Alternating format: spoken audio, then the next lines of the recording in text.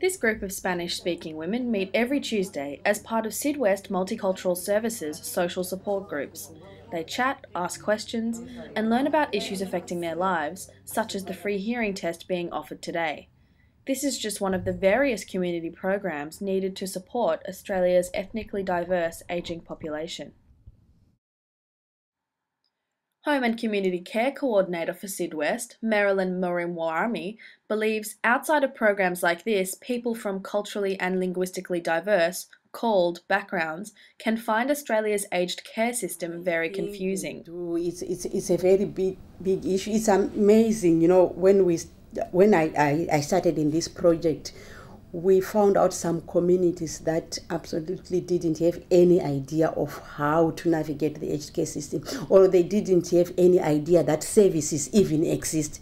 So a lot of the people that come here through these groups have come to realize that there are services, the services that they can access. So it has been very helpful for them. So it's important really for them. It sort of links them up to the services. They first of all, they become aware that these services are there, and it also assists them in linking up and connecting with those services, which is a good thing.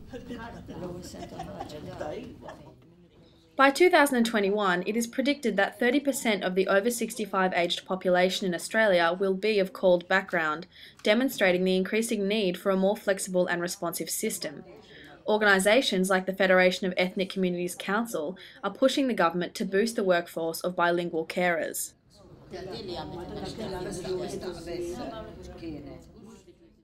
Care worker and aged care facilitator Jane Refalo explains the need for language-specific care. It's very hard to go to somebody's home and they don't speak English, or just very, very basic to sort of meet the holistic approach of the client. So when you can speak their language, they're more open to you, they can communicate their needs better. But when they're not, they would like to communicate, but they can't. And then because you can't understand, you're not sort of giving that holistic approach to them, because it's just you come in and you do this, and there's sort of nothing much else. Marilyn Morimwarami explains the significant health benefits of assisted independent living. In that it aims at letting people stay in their homes for as long as possible. It tries to prevent them being admitted prematurely into residential care.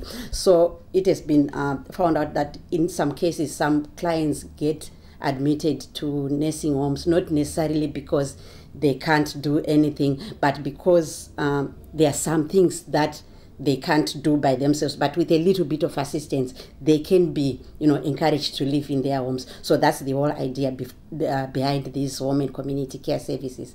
So that's what we do. We try and help them live in their homes for as long as possible, and also help them to maintain their independence whilst they are at home.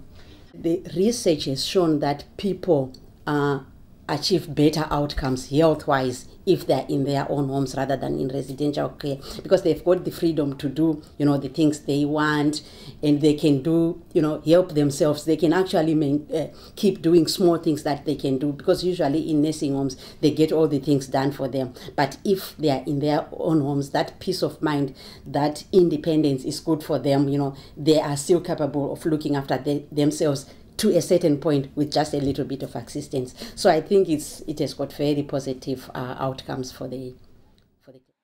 Called Care Services Coordinator for Syd West, Margaret Ibrahim, believes that programs like Syd West's help lessen the government's spending on residential aged care facilities. Yeah, because the nursing home and residential care in general costing more to the government, so allowing them to stay at their homes is actually assisting the government itself to spend less money on the residential care. Jane Refalo believes carers provide significant emotional relationships to clients. They look forward to their care worker coming. They look at that social aspect as well as they're getting their needs met. And they look forward to that weekly, because they know someone's coming in, someone's caring, someone's there for them. And we're like a window to the world if they can't actually, go out. Further funding and an increase in carers with cultural knowledge is needed to maintain and improve community services like this. Caitlin Coleman, UTS News.